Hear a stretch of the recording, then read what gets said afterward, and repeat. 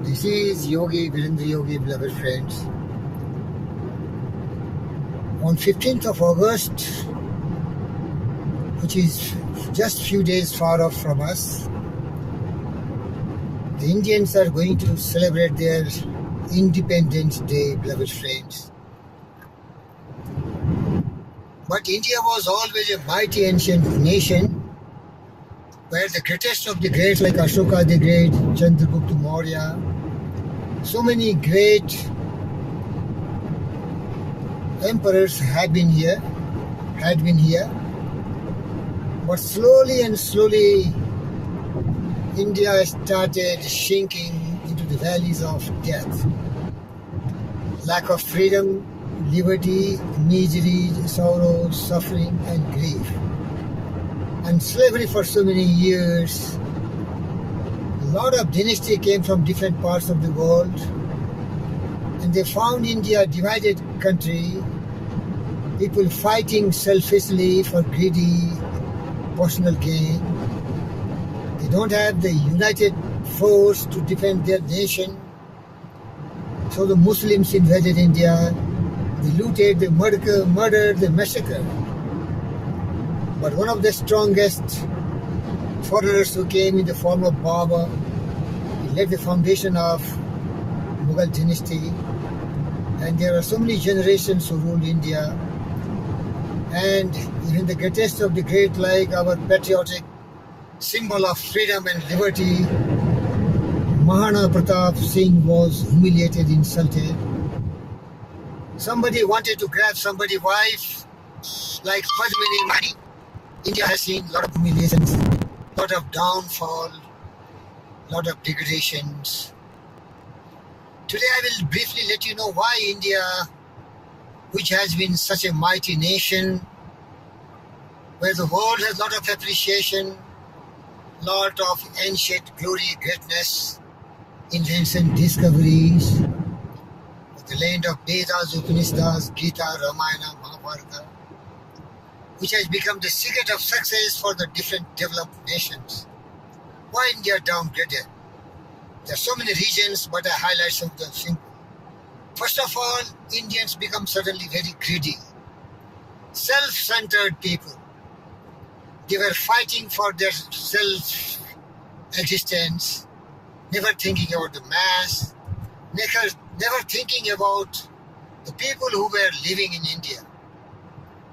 That's why you may be them in the history when Lord Clive fought the Battle of Plassey against Siraj-ud-Dowlah.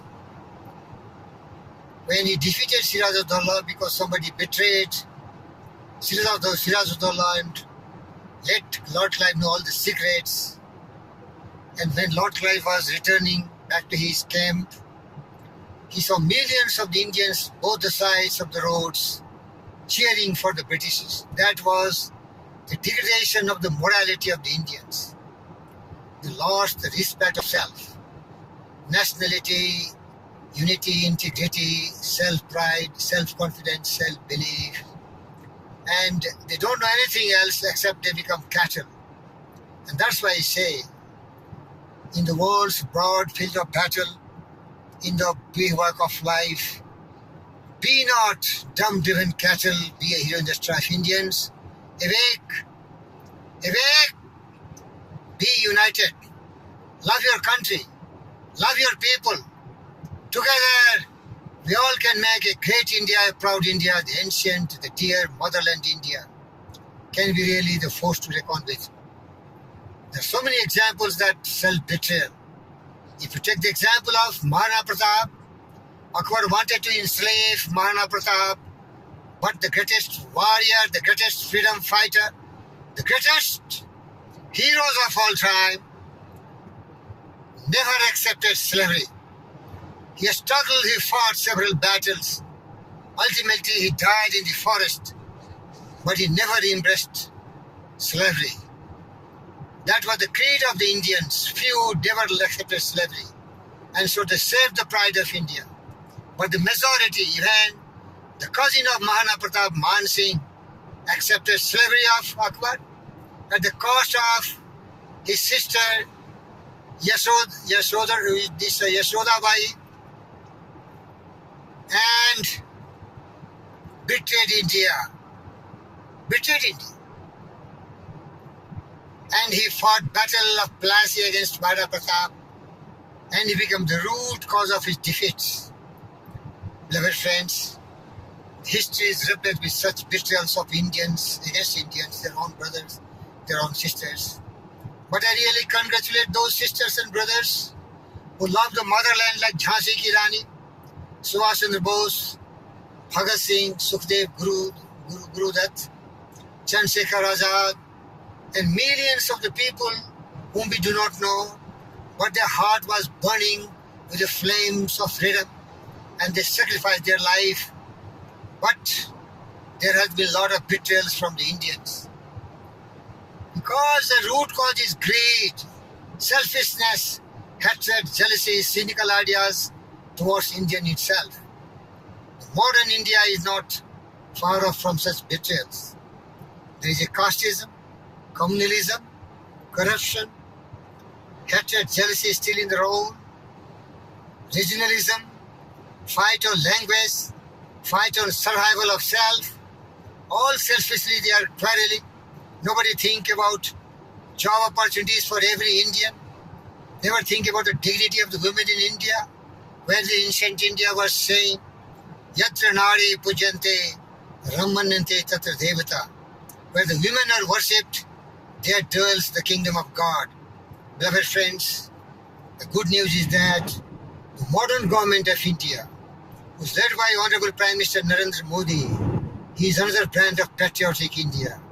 He is a product of Rashtriya Swayam Sevak Sangh, which is a progressive Hindutva organization believing in nationalism, not at all in casteism, communalism or anything petty things.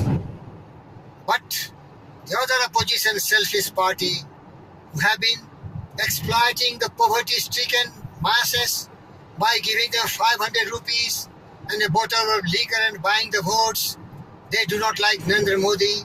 They criticize this day Narendra Modi. The day Narendra Modi came, their corruption has stopped at the top level. But I am sorry to tell you, the cancer which has a root at the bottom line in all the government organization, every department of the government at the bottom line is still untouched from purity and nobility. I have my own personal experience. I went to electricity department to get my connection in Nani city. They did not give, and they forced me to give them bribe because I was in the forest. Nani state leader Colonel Rangarao had betrayed the citizens of India, means the customers are from all over India. He has stopped water supply. He has also stopped so many other facilities like electric supply uninterrupted. I had to pay heavy price to the electricity board because these are corrupt. I wanted electric connection. I wanted phone line connection. I have to always pay bribe. I don't want, but if I don't pay, there's nobody to listen my agony and pain and heartaches. So what I mean to say, if you want to make India brave hearts, fight against corruption at every level, not only in the cabinet of Narendra Modi and the government of BJP at the center, but also at every level, district level, block level, mandal level, state level. Recently you must have the stories of rapes in Bihar, different parts, Muzaffarpur. People are degraded, demoralized, corrupt people. They don't have respect for mankind. They treat human beings as cattle. They rape the poor girls. They massacre, they loot, they exploit, they don't respect. And a lot of other impure thing is going on in the Indian society. This is full of sinful acts by the majority of the illiterate and uneducated. If you want to make India great, there has to be education. There has to be employment opportunity for everyone else. Empty mind is a devil's workshop. There has to be a certain qualification to fight elections. As is a democracy, everyone has right. But democracy is the government of the fools. Here, any corrupt people, murderers, culprits, who has done thousands of crimes, looted, killed, raped, they are going to the parliament and assembly halls because the constitution gives them freedom to fight election. There should be qualification as we have in civil services, as we have in different government services, because they are supreme government servants. They shape the destiny of the nations. The politicians have to be not only qualified educationally, but they have to be tested psychologically. Their brain mapping should be done, and they should be taught that spiritualism, their health of physical, mental, spiritual, emotional should be sound. Like Narendra Modi, like Chhatrapati Shivaji Maharaj, like Maharana Pratap, like Subhash Chandra Bose, like Bhagat Singh. These are the leaders whom we should appreciate and accept. Not the leaders like so many fools who have just come into power because of the dynasty. You remember? Today the world is changing. So arise, awake, and stop not the citizen of India in choosing your government where there are great leaders who have the brand of Subhash Chandra Bose.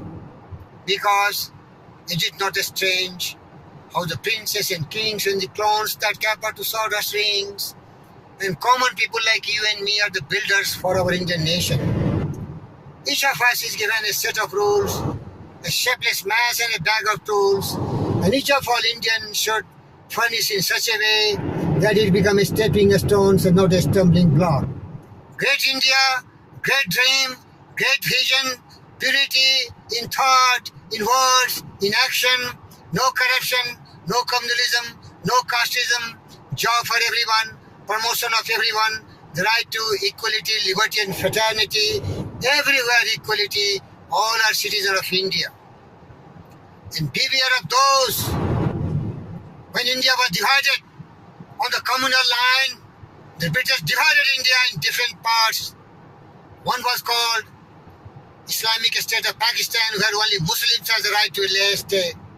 But Indian leaders, selfish, greedy, just wanted power, accepted all the terms and conditions of Mountbatten, and they made it a secular, democratic, secular republic where every citizen has right to embrace every religion, but the citizens should be responsible.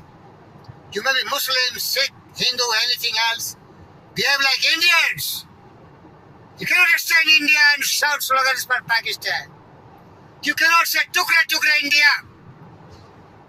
I warn the leaders, don't be afraid to become Hitler. Don't be afraid to become this Indira Gandhi. Such people who are anti-nationals, who shout slogans against India, treat them like the Jews were treated by Hitler. Treat them like the British. Massacre them. We want India for Indians. All religion. We have tolerance and patience. But we have no respect for anti-India slogans.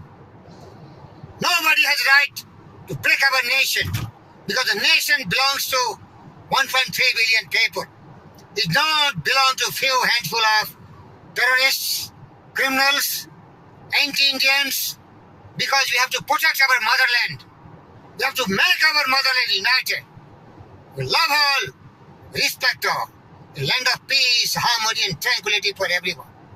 Let everyone know loudly that if you are in India, behave Indians.